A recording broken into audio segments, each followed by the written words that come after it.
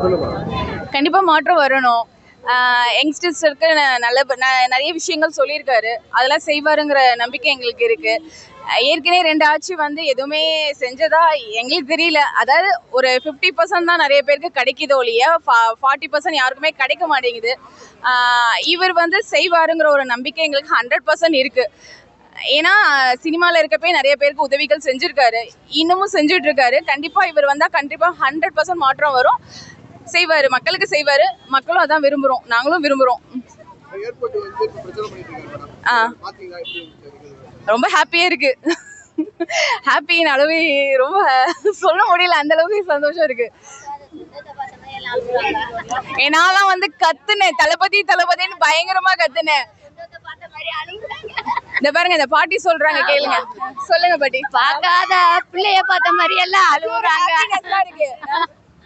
அப்படி அழுகுறாங்க எல்லாரும். ரொம்ப தளபதி மேல அவ்வளவு உயிர் வச்சிருக்கோம், நாங்க அவ்வளவு பாசம் வச்சிருக்கோம். கண்டிப்பா அவரை ஜெயிச்சு காத்துவோம். அவ்வளவுதான், வேற என்ன சொல்றது. அதாவது அவரை பார்த்த எக்ஸைட்மெண்ட் வந்து எப்படி சொல்றதுனே தெரியல. அதாவது லைஃப்ல வந்து ஒரு பெரிய விஷயம் ஒண்ணு இருக்குல்ல, அந்த மாதிரி. அதாவது ஒரு அது வேற யாராலையும் புரிஞ்சுக்கவே முடியாது. என்ன எப்படி சொல்றது, எல்லாரும் கத்துறாங்க கூட இருக்கவங்க, நான் மட்டும் எனக்கு கத்துறது எக்ஸைட்மெண்ட் ஆகவே தெரியல. கண்ணுல இருந்து தண்ணி மட்டும் தான் வருது எனக்கு அவரை பார்த்தா. ஆனா அவரை பார்க்கணும்னு இருக்கு. பார்த்த உடனே வந்து அந்த அழுகை மட்டும் தான் வருது. எல்லாரும் என்னென்னமோ சொல்றீங்க, பட் ஆனா வந்து அவரு எங்களுக்கு என்ன சொல்றதுனே தெரியல. எல்லாத்தையும் விட்டுட்டு எல்லாத்தையும் டோட்டலா அவர் நினைச்சிருந்தா வந்து தனி ஜெட்டு வச்சிருக்காரு, என்னென்னமோ வச்சிருக்காரு. நினைச்சிருந்தா அவரும் வந்து துபாயில வந்து ஒரு இது வாங்கி எப்படி வேணா இருக்கலாம். ஆனா எதுவுமே வேண்டாம்னு சொல்லி நம்மளுக்காக வந்து அவர் வந்திருக்காரு. நீங்க நினைக்கிறீங்களா அவர் அரசியலுக்கு வந்துதான் கொள்ளடிக்கணும், மக்களோட பணத்தை வந்து சம்பாதிக்கணும்னு நினைக்கிறீங்களா? கிடையவே கிடையாது. அவர் பார்க்காத காசே கிடையாது சினிமால, புரியுதா? இங்க வந்துதான் வந்து அவர் பணம் சம்பாதிக்கணும்னு அவருக்கு அவசியமே கிடையாது. நம்மளுக்காக ஒண்ணு பண்ணணும்னு நினைக்கிறாருல, தயவு செய்து அதுக்காகவாவது ஒரு ஹியூமானிட்டி இருந்துச்சுன்னா, இதுக்கு மேல எங்களுக்கு என்ன சொல்லணும்னு தெரியல. ஒரு ஹியூமானிட்டி இருந்துச்சுன்னா தயவு செய்து அவருக்கு ஓட்டு போடுங்க, அவ்வளவுதான் தோணுது, வேற எதுவும் தோணல. தேங்க்ஸ். எம்ஜிஆர் எங்க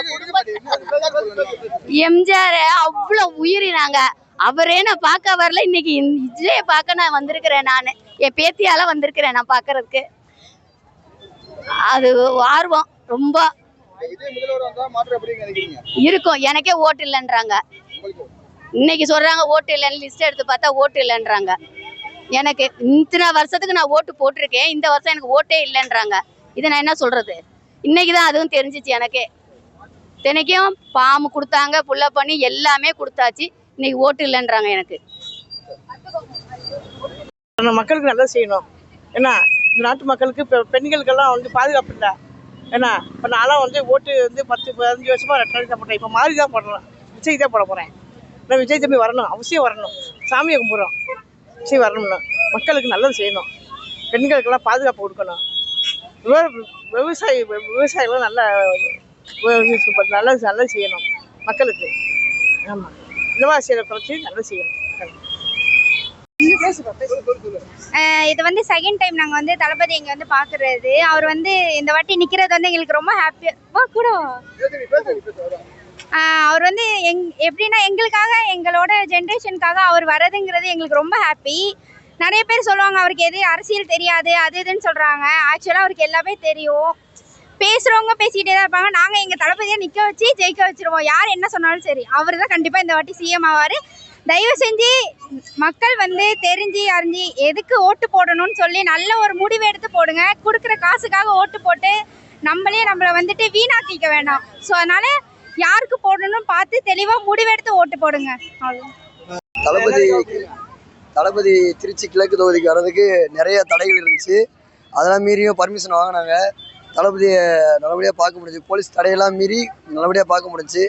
தளபதி திருச்சி கிழக்கு தொகுதியில் கண்டிப்பாக வெற்றி பெற வர நம்பிக்கை இருக்குது. தளபதி இன்னும் கொஞ்சம் சீமானா ஊர் மக்கள் எல்லாம், கஷ்டப்படுற வாழ்வாதாரம் இல்லாத மக்கள் எல்லாம் ஒரு மாற்றம் வரும்னு எதிர்பார்க்குறாங்க. தளபதி கண்டிப்பாக வெற்றி பெற்றால் நாட்டில் ஒரு மாற்றம் வரும். கண்டிப்பாக தளபதி ஜெயிக்கணும். இதுக்காண்டி தான் எல்லாருமே கஷ்டப்படுற மக்கள் எல்லாம் போராடிட்டு இருக்காங்க.